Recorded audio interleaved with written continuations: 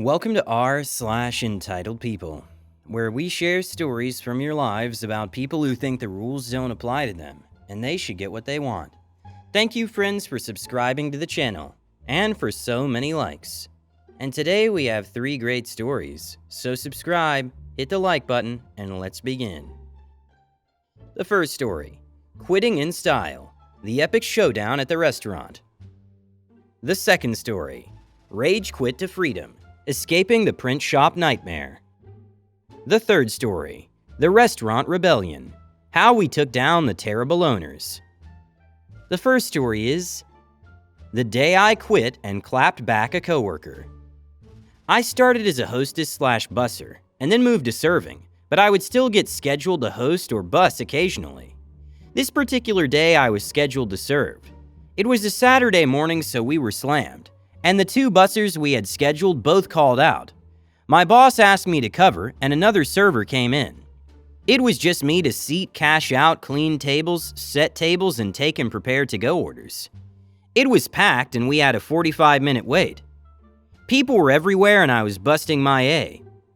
Now, usually the servers are supposed to tip out 10%. Normally, this would be split between the hostess and bussers, but today it was just me. So I was very excited to get all of it. It should be noted that I always tipped out the correct amount when I was the one serving. My coworkers could care less and would just throw a few ones to the bussers.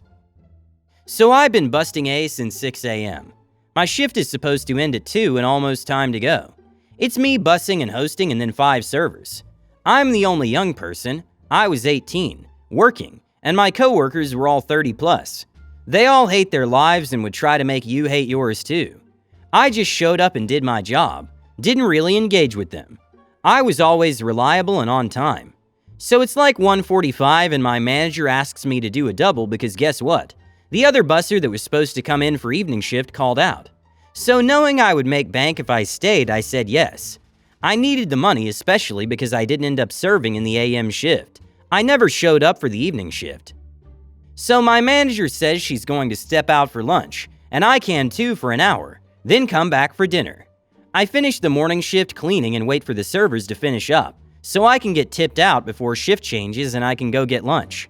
10 minutes go by, and only one server had tipped me out, $3.50, when I was the one that cashed her in, and I know she made over $200. That's fine. Sometimes they're busy with tables or they forgot. I really wanted to get out of there so I could eat before starting my next shift. I nudge one of the female servers and let her know that I'm about to leave if she gets a chance. Hint, hint. She kinda just glanced at me and went, uh-huh, before walking off to fill a drink. So I wait. Now it's been over 20 minutes and I just want to go eat. I grab another server on her way to the bathroom, and this is where it all went to SH. C will be my coworker. Me is me. Me. Hey, I'm sorry to bother you, but I'm trying to get out of here because I have to do a double. Would you mind tipping me out? C. I don't think I plan on tipping you anything. None of us do. Me. I'm sorry? Did you not make a lot today? I thought your section was pretty filled up. C. It's not that, you just didn't do anything to deserve a tip. Me. Excuse me? I'm the only one here. Sorry if I didn't specifically cater to your tables, but I busted A today to make sure they were sat and clean, and I even refilled drinks for several of your tables. C. Honestly, we shouldn't have to tip you anyways because you're only a teenager, and you don't need it. I have kids to feed. Me. First of all, I have a wedding to pay for. Second, it doesn't matter what you think. You don't own the place, so follow the rules and tip me out. I was properly peeved at this point. And if you really needed money for your kids, maybe you should get a second job instead of blowing your tips at insert local bar every night of the week. She regularly would tell us she was drunk at work, and her kids lived with their grandparents. C. Huh, you're effing crazy. I refuse. I'll be tipping manager's name because she actually helped me. Not you, little B. You think you're so good, don't you? By this point, my other coworkers had gathered around. Me, super calm. Okay then, here. Hands her my apron. You can let manager's name know why her most reliable employee isn't coming in for evening shift. She just looked at me all peeved off, but I was petty. I walked into her section and told her last table, regulars, that their server doesn't deserve a tip because she likes to call names and doesn't tip out the bussers. Oh, and I'm quitting ATM because of her. Please tell her I said that I hope she goes to hell. They were super peeved. They liked me a lot, and actually wanted to sit in my section, but of course I wasn't serving that day. I don't know what happened after that, but I'm way better off now. It's just crazy that not only one but 4 people decided not to tip out. Life is too short to deal with that environment 40 hours a week. I actually went back there a week later just to grab my check. My manager apologized and begged me to come back, but of course I said no. The cook gave me a slow clap. She was very cool. Ah, how sweet it was to put on a little show for that nightmare coworker. It's great that she didn't appreciate your efforts because she has kids to feed, and you're like a teenager and not needy. You're a hero. It's funny how she refused to give you even a penny and then was surprised that you decided to leave. But you showed her. You gave her your apron and went straight to her section to tell the customers the truth. What about regulars? They loved you. And by the way, you came back a week later just for your paycheck, and the manager asked you to come back. And of course you said no. I guess even the cook was delighted by this colorful scene and gave you a slow applause. It's ironic that these people decided not to tip you, but forget that little thing because life is too short to spend it among such rascals. The second story is, I rage quit my job, left an entire industry, and it's the best decision I ever made. Back in 1999, I started working for a well-known corporation, doing retail and assisting people with copy machines. I was 19, made $9 an hour, and was thrown into management duties without being given the actual position, while being promised I'd be promoted. After a year and a half of this, I was turned down for the official position after it was discovered that I was pregnant. In 2003, I started working for a print shop as a graphic designer. I was initially rejected for the position because the owner wanted to hire a man. When their guy didn't work out, I was hired. I was paid $13 an hour, no health insurance or benefits. I gave birth to my second child and was forced to come back 5 days after having a C-section or lose my job. My baby lived under my desk for 6 months. In 2011, I worked for a different print shop as a now divorced mother of 3. I was paid $13 to $16 an hour during my 7 years there. No health insurance, a 45-minute one-way commute. I did high-end graphic design for this company. Everything from signage to printed materials to web design. The owner used to tell us how his budget for lunches out per month was $1,000. I was eating a peanut butter sandwich at my desk working through my lunch break. In 2018, I moved to a different shop and was making $17 an hour. Still no health insurance, but it's always waiting in the wings, right? I stayed there 6 months and 3 bounced paychecks. In 2019, I moved to another print shop. I overhauled their filing system, implemented many improvements, was a workhorse for them.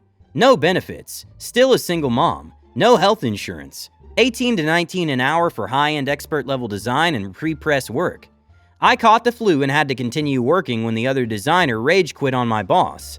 Smart lady. I developed bronchitis and tried taking fish antibiotics until my face turned gray and my boss sent me to a doctor who takes cash. I worked in this shop sometimes under the table, with racist coworkers, a boss constantly freaking out and screaming, the pressure of the shop potentially going under, management who had poor boundaries, and a lot of toxic drama. When I saw the owner's attitude change and he began buying a boat and an RV, I knew what was coming. I know what it looks like when these narcissistic monsters are about to sell.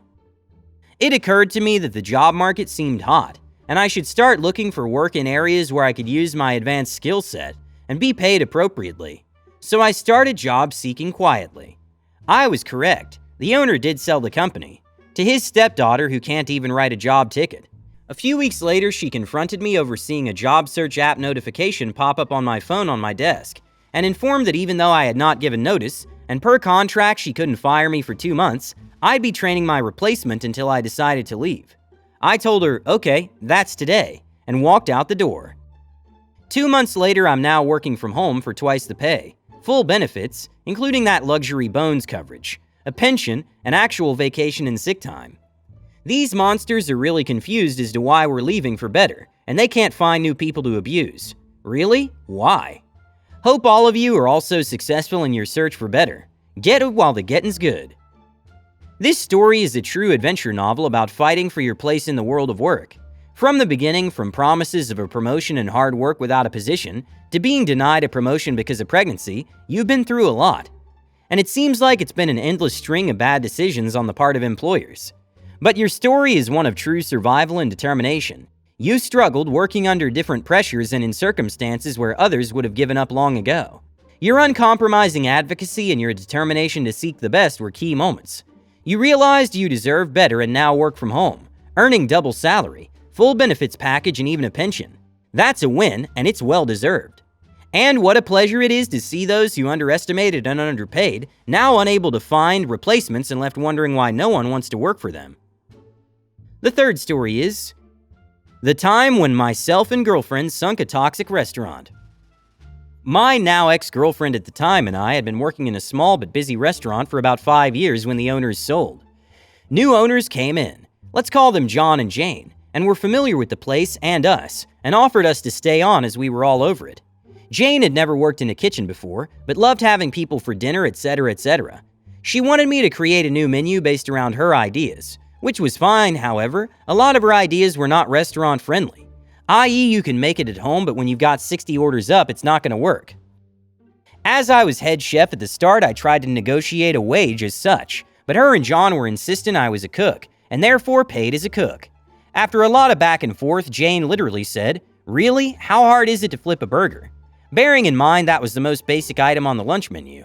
Eventually I said fine, but as I'm not head chef, I won't be ordering, stocking, rostering, or creating any menu items from here on. They said fine.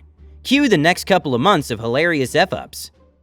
Jane insisted on ordering $150 of some special tomatoes from some fancy market a few hours away. I watched them rot in the fridge for a couple of weeks when she never told me what to do with them. Same with about $300 worth of lamb shanks. She went and bought a bulk load of chicken breasts, around 20 kilograms, and left them in the boot of her car all day. Hot day. When she realized this, she ran out, got them, and put them in the fridge. The next day, they smelled awful and she insisted we serve them. I called over a kitchen hand and refused, and told the kitchen hand he was my witness, that if she served them it was not me and I had verbally refused. Accountant came and asked me why hundreds of dollars of personal items were on shopping receipts. I told her to ask John. Jane was just out personal shopping with the restaurant card. After her impractical dishes kept messing up our line, she insisted it was because my girlfriend wasn't doing the job correctly. After many discussions, I said, "Okay, Jane, you get on the line with me one night, and if you can do it, then we'll do better. If not, don't mention her again." She proudly insisted on doing it. Surprise, surprise, she burnt and effed up her own home-cooked things about 6 times. We had to tell some customers to order something else as we ran out of said item due to her redoing the meals.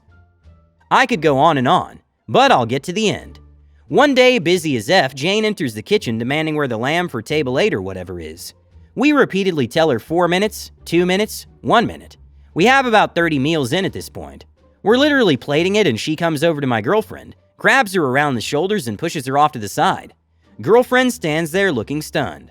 I literally threw my tongs across the kitchen and said, "That's it, we're so effing done," and walk out, girlfriend following. I gather my things from out back and walk back through the kitchen. Jane is there, knowing she's effed, stirring some sauce like it's gonna help anything. I paused and said, "You are effing hopeless, Jane," and we drove home and cracked a beer. That night, I get a call from John asking what happened. I tell him. Doesn't believe my side of the story, obviously. He says the kitchen has to close the service when we walked out, and they had to refund all the customers and they were all peeved. I laughed and said, "You didn't have to close, that's on Jane. How hard is it to flip a burger, John?"